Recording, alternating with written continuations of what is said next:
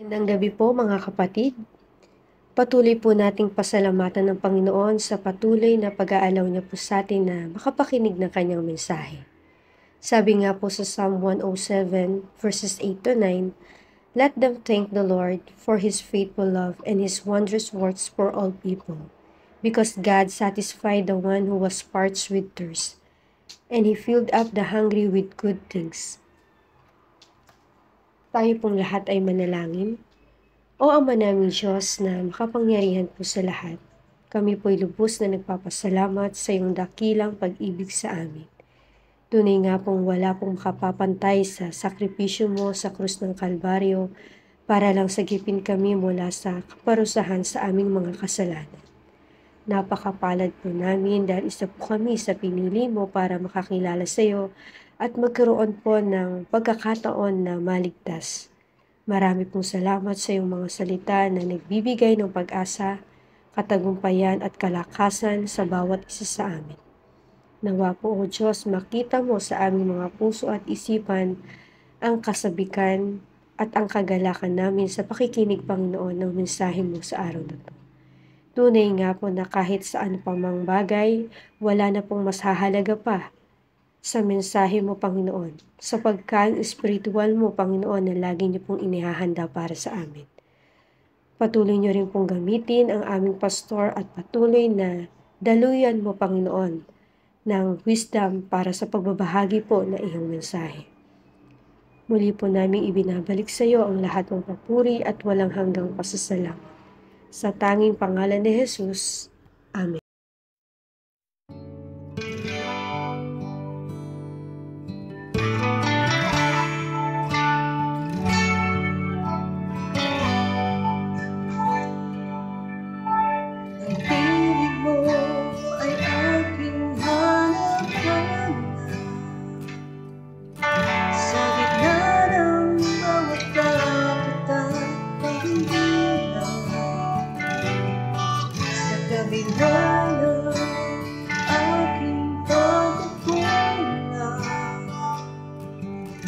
Katapatan mo, O Diyos, tanging laan. Sa puso ang damdamin, ika'y mananatili. Walang hanggan ang iyong pag-ibig. Dalaguan ang iyong pag-ibig na dakila. Doon sa krus, ako'y iyong pinalaya. Jesus, ako'y aamin na walang iyong pagtapoy. Ang puso ko'y sa'yo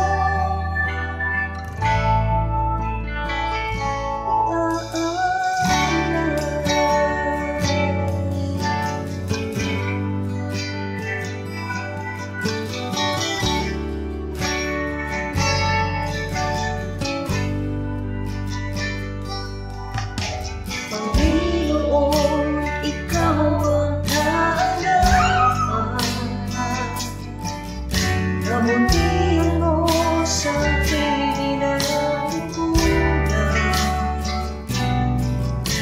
Panginoon, ikaw lang ang kailangan.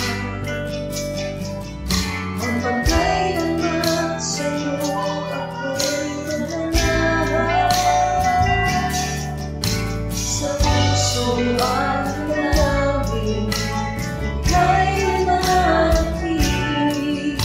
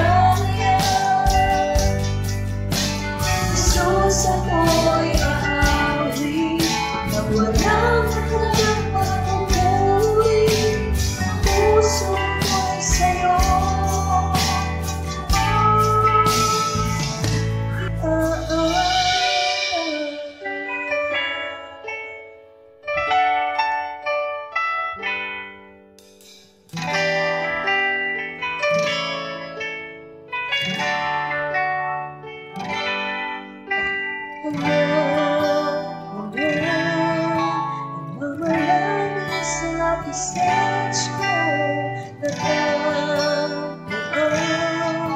ako'y binagod ng pag-ibig mo. Mamalagin sa pasensya mo, luwalhatiin ang pangalan mo.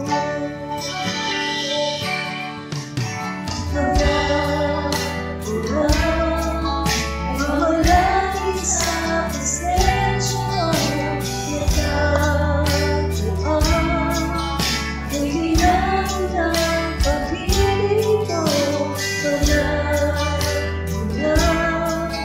Mamalagin sa pasensya mo, luwalhatiin ang pangalan mo. Tatagpuan yung paligid ng tiyak ko sa krus, ako'y iyong pinangalan. Jesus, ako'y aawin nang walang ng pagpupuri. Ang pusong ko'y sa'yo.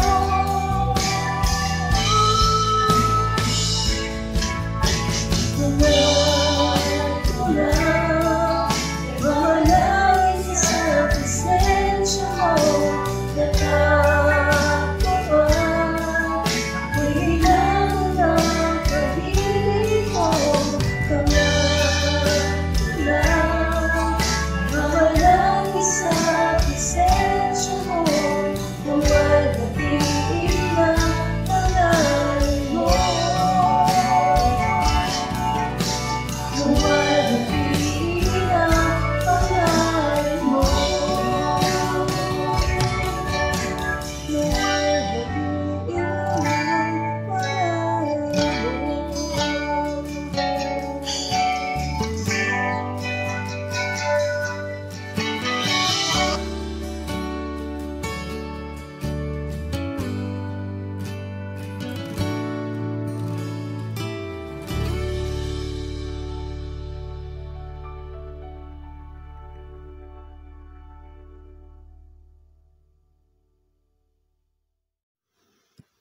Aming Diyos na dakila sa lahat. Salamat po sa pagkakataon na ito na patuloy kaming nakakagawa para sa ikapupuri mo. Salamat po sa biyaya at sa mga tulong na ibinibigay ninyo sa amin. Patuloy po ninyo kaming gabayan, pagpalain, bigyan kaalaman sa araw-araw naming gawain. Hiling din po namin ang inyong tulong upang maipatupad namin ang inyong kalooban at mga tungkulin na may buong galak at katapatan. At nang maipakita po namin ang inyong kabutihan at pag-ibig sa bawat isa. Ito po ang aming samot-dalangin sa pangalan ni Jesus. Amen. Magandang gabi po sa ating lahat. Tayo po ay pansumandaling manalangin. O dakilang Diyos na makapangyarihan po sa lahat. Napupuri po ako, nagpapasalamat sa inyo sa gabing ito na kung saan ay dinako mo kami sa napakahalagang gawain patungkol sa prayer meeting na ito, Panginoon. Dalangin ko, Lord God, nawa ay maunawaan namin ang mensahe mo para sa araw na ito, Panginoon.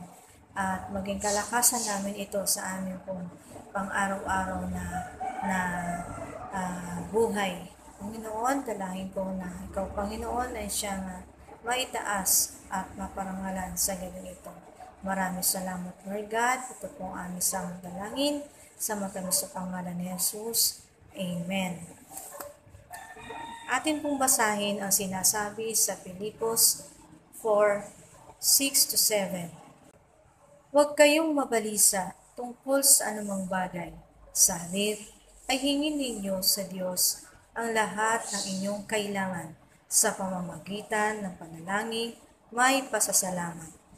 At ang di manirip na kapayapaan ng Diyos ang mag-iingat sa inyong puso at pag-iisip sa pamamagitan ni Kristo Jesus. Tunay nga mga kapatid na anuman po ang sitwasyon natin sa buhay, nagkakaroon man tayo ng pagkabalisa, pag-aalala, Tunay nga po na sinasabi ng ating Diyos sa pamamagitan ng kanyang salita na dapat ay inilalagak natin sa kanya ang lahat ng ito, lahat ng alalahanin. At manalangin tayo, lumapit tayo sa kanya ng may pasasalamat sapagkat ang Diyos lamang ang nakakaalam ng lahat sa ating buhay. Sabi nga, sa Diyos lamang natin sabihin at isuko ang lahat na nagbibigay sa atin ng pangamba at pag-aalala dahil siya lamang ang may kakayanang payapain ang ating puso at ang ating isipan. Kuminsan kasi sa buhay natin, sa ating mga nilalang, nangyayari talaga ang mga karanasan na talagang natatalo tayo ng kahinaan ng ating kalooban, na hindi natin agad naiisip na may Diyos tayong nariyan, may Diyos tayong laging handang sumaklolo sa atin. Dahil nga sa panunukso ng kaaway, nagkakaroon tayo ng nadadala tayo ng pagkakamali. Unang-una, ang mga nagiging karanasan natin sa problema, sa mga karanasang ito, ay hindi natin agad na bibigyan ng tamang pag-iisip na desisyon. Nagkakaroon tayo ng biglaang desisyon na kung saan ay tayo ang nasusunod sa ating mga naisin na hindi natin naiisip na sa sobrang nadala na tayo na ng problema, nagagawa natin ang hindi dapat. Hindi natin tinitignan kung ito ay makakabuti sa atin o hindi. Kaya nga talagang kung wala tayong paglapit sa ating Diyos, nandoon yung matatalo tayo ng kaaway. Isipin natin na walang ibang makakapagbigay sa atin ng solusyon sa lahat ng mga suliranin o problema na nagiging dahilan ng ating pagkabalisa at pag-aalala. Lagi nating isipin, may pangako ang ating Diyos. Hindi niya tayo iiwan, hindi niya tayo pababayaan. Sabi nga po sa Matthew 6:34, "Therefore, do not worry about itself. Each day has enough trouble of its." Kaya, huwag ninyong ikabahala ang para sa araw ng bukas. Saka na ninyong harapin kapag ito'y dumating. Sapat na sa bawat araw ang kanyang mga suliranin. Kumbaga, sinasabi dito na huwag na nating hayaan na tayo ay magkaroon ng pag-aalala. Saka na natin harapin ang araw ng bukas. Ang unahin natin ay ang araw na ngayon, na sa ngayon. May mga pangyayari po sa buhay natin na talagang nararanasan po natin na tayo ay nag-worry, nag-aalala, dahil nga po isang dahilan dito ay ang financial nating pangangailangan. Pero sinasabi ng ating banal na kasulatan, sapat na sa bawat araw ng suliranin. Sa Diyos po natin ibigay ang buong pagtitiwala. Siya lamang ang magbibigay ng lahat ng ating mga pangangailangan. Mga kapatid, nais ko pong i-share ang aking mga naging karanasan sa buhay na kung saan ay nagkaroon ako ng pagsubok. Bagamat ako po ay nakakilala na po sa Panginoon, pero nagkaroon pa rin ako ng pagsubok na kung saan ay talagang nahirapan po ako sa sitwasyon. Dumating sa akin isang pagsubok sa buhay na kung saan nagpabigat sa akin at pinipilit ko itong kayanin sa sarili ko lang na pamamaraan. Unang-una, hindi ito alam ng aking asawa, hindi ito alam ng aking pamilya. Pero dahil sa katigasan ng aking ulo, mas nanaig sa akin na lagi kong sinasabi sa sarili ko na kaya kong gawin ito, kaya kong lutasin ito. Pero hindi pala. Dahil sa problemang ito, naging mahina ako sa aking pananampalataya. Inaamin ko po yun na nagkaroon ako ng pagkahina sa pananampalataya. Kaya naman ang kaaway ay pumasok sa aking buhay. Hanggang sa nagdire-diretso ito at talagang nakaranas ako ng pagkahina sa pananampalataya. Halos ayoko nang dumalo sa mga pagtitipon.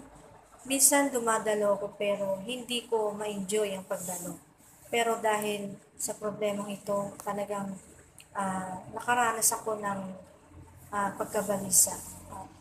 Nandoon yung hindi na ako mapakali, halos hindi na ako makatulog ng maayos. Masasabi ko po na hindi talaga ako naka-align sa Panginoon dahil nalayo po ako sa Kanya nalayo ako ng sobra. Halos lagi kong iniisip na mas mabuti pang wag na akong dumalo, sarilinin ko na lang ang problema. Pero isang araw, dumating ang time na kailangang maranasan ko ang lumapit sa ating Diyos. Tunay nga pong na naramdaman ko yun. Isang araw, masok ako sa isang silid namin at sobrang naiyak ako dahil nanalangin ako sa Panginoon. Nakita ko sa sarili ko ang aking mga pagkakamaling nagawa, maling desisyon, maling pamamaraan. Nakaramdam po ako ng pagkalungkot sa buhay. Sobrang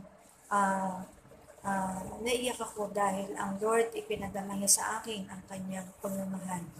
Niyakap ko po noong time na yon ang salita ng Diyos, ang Bible. Mas lalo kong naramdaman ang kanyang presensya.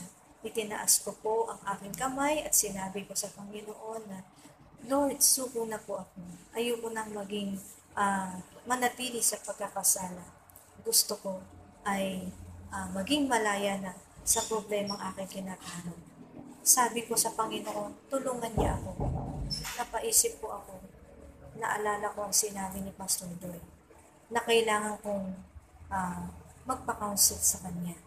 Yun yung time na talagang nagbigay sa akin ng kaisipan na nung una, sabi ko sa sarili ko, bakit pa ako magpapa-counsel? Kaya ko naman ang problema. Pero, andoon yung kabigatan sa puso at isipan ko na talagang kinakaya ko lang. Sinasabi ko lang na kaya ko, pero kinakaya ko lang. Yung napakabuti ng Lord. Alam niyo po,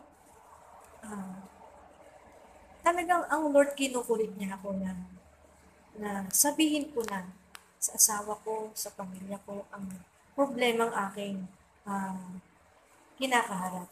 Hanggang sa dumating ang time na yung asawa ko, nakita niya ako sa aming parents ng gabi na yun. Tinanong niya ako na parang nakita niya kasi na nag-iisip ako, may problema ba? Sabi ko, oo, meron. Nung masabi ko po sa kanya yun, sabi niya na sa akin, wala nga daw po siyang trabaho, paano niya ako matutulungan. Pero, isang na po yun sa akin, parang isang pagkakataon na yun para masabi ko sa asawa ko at nabawasan ako ng alalahanin hanggang sa dumating na po muli ang pagkakataon na nakita kami ni Pastor doon po sa bahay nila nanay. Then dumating na po yung kapatid ko, si ate, at nagkaroon po kami ng salo-salo doon. Dahil may bisita po si ate, pagkatapos po noon, nagkaroon kami ng salo-salo. Ang isip ko po noon talagang, gusto ko na pong magpa-counsel kay Pastor noong time na yun. Hanggang sa ang asawa ko, sabi niya, baka di siya makarating. Pero nagpe-pray ako, Lord, sabi ko, gusto ko nang magpa-counsel kay Pastor. Gusto ko nang maayos ang problema. Kaya salamat sa Panginoon at naging open naman po ako sa asawa ko. Una, kami dalawa ang nagpa-counsel, kumahay ko na ng asawa ko. Nalaman nga po ng asawa ko ang mga problema ko. Nga po, pagkatapos nun, nagkaroon ako ng pag-confess sa aking asawa. Pangalawa, sa aking mga pamilya. Kaya nung matapos ko sabihin yun, talagang nabunutan ako ng tinig. Talagang naging magaan ang aking pakiramdam. Talagang sinabi ko sa pamilya ko na bigyan pa nila ako ng isang pagkakataon para mabago ang aking buhay. Maiayos ko ang maling desisyon.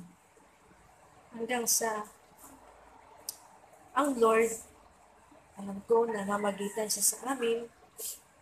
Papasalamat ako, inayos ng Lord ang aking buhay. Itinatama niya ako sa hanggang ngayon. Papasalamat ako sa asawa ko, sa pamilya ko na sila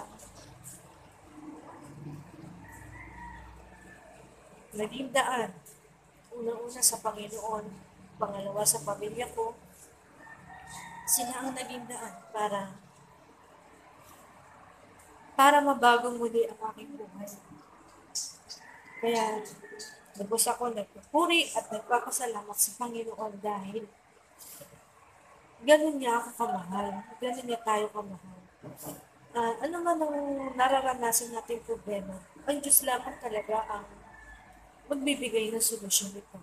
Ang nais lamang niya ay lubos tayong magtiwala sa Kanya na hindi niya tayo iiwan, hindi pababayaan niya. Sobrang napakabuti ng ating Diyos.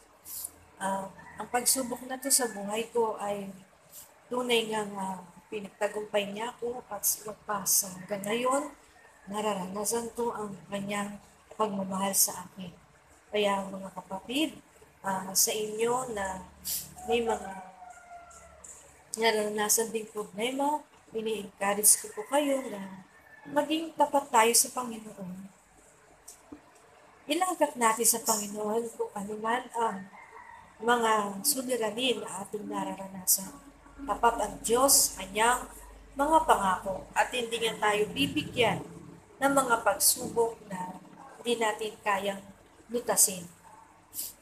Sa halip, sa pagdating ng mga pagsubok na to, bibigyan niya tayo ng lakas upang mapagtagumpayan ang mga ito.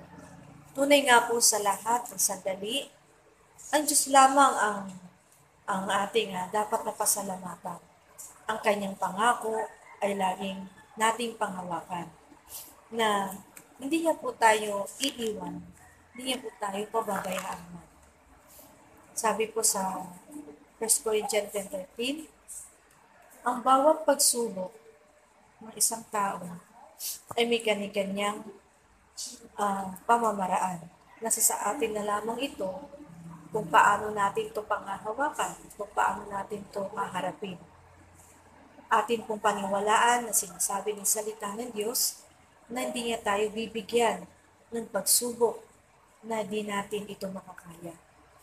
Kaya, mga kapatid, lubos pong aking pasasalamat sa mga pagkatoong inyong narinig mula sa akin. Talagang napakabuti ng Diyos. Masasabi kong inaayos niya tayo, inaayos niya ang lahat sa ating buhay. Kahit na tayo nakakilala na sa Kanya, may pagkakataon na tayo nagkakamali pa rin. Pero dahil ang Diyos, hindi siya tumitigil. Palagi niya tayong sinasabihan, palagi niya tayong kinakatok sa ating puso na nariyan siya. Lagi siyang handang magbigay ng katugunan. Lagi siyang handang umalalay. Kaya, tinataas ko ang ating Panginoon sa buhay ko. Purihin po natin siya sapagkat napakabuti niya sa bawat araw. Pinaparanas niya sa atin ang mga pangyayari sa buhay na para lang tayo ay may ayos. Muli, nais ko na tayo ay mag-closing prayer. Manalangin po tayo muli sa ating Panginoon.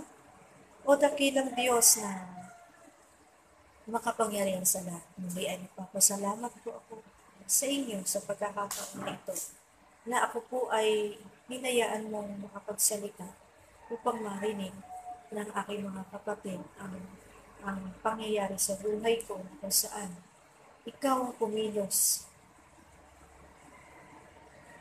Ikaw ang nagsaayos.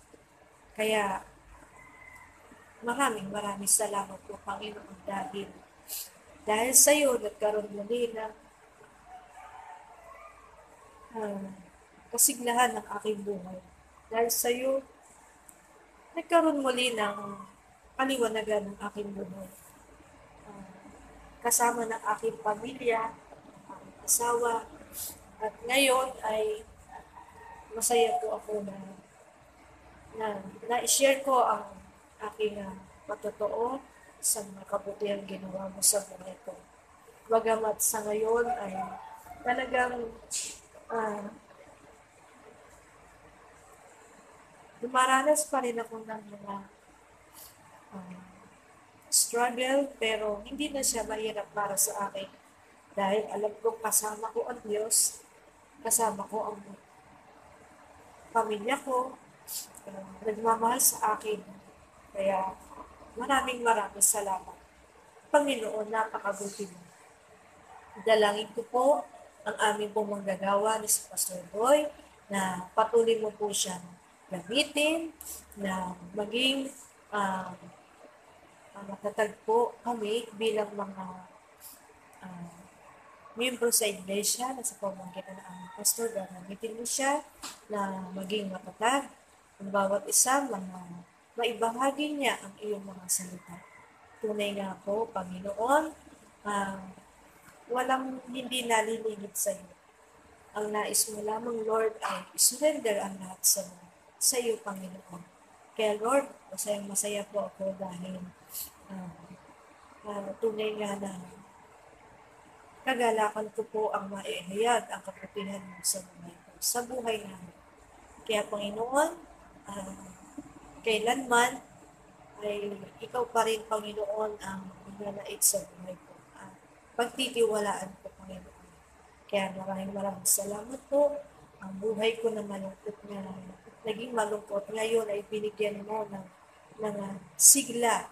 Binigyan mo ko, Panginoon, ng tunay na kalakasan na nagmumula lang sa iyo. Kaya, Panginoon, salamat po sa patuloy na pagmamahal po sa akin at sa akin ng mga kapatid sa pananampalataya. Dalangin ko na naway maranasan niyo din ang kabutihan ng Panginoon sa inyong buhay. Anumang sitwasyon to, anumang pinaharap ng problema, tunay nga sa Panginoon lamang natin ito ilapit. Walang imposible.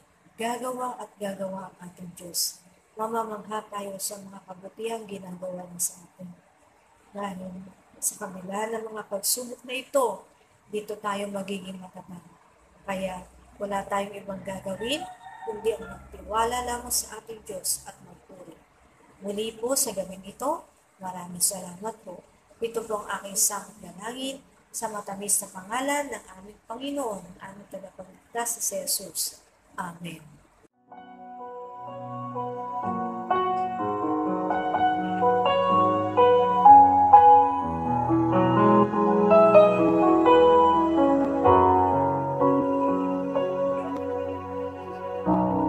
Pupurihin ka, O Diyos, ang daming alay ay pagsamba, kalwalhatian, buong karangalan, kapangyarihan mo'y walang katulad. Ikaw ang tunay na Diyos, ika'y walang katulad, ika'y nag-iisa, ikaw lamang, wala nang iba. Sa'yo ang aming awit, dinggin ang aming tinig, isisigaw sa buong mundo.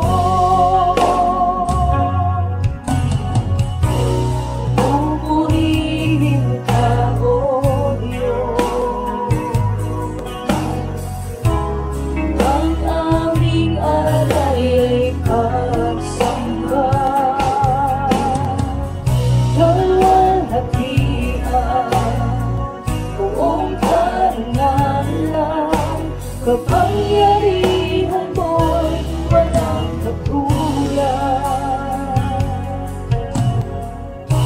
Ikaw ang tunay na Diyos, ika'y walang katulad, ika'y nag-iisa, ikaw lamang, wala nang iba. Sa'yo ang aming awit, dinggin ang aming tinig, isisigaw sa buong mundo.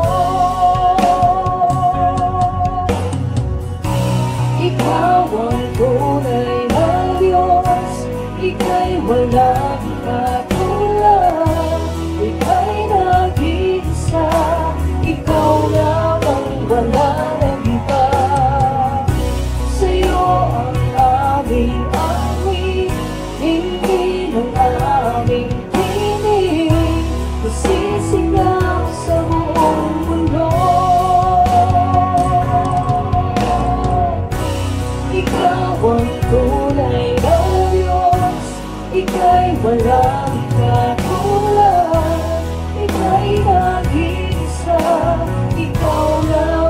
wala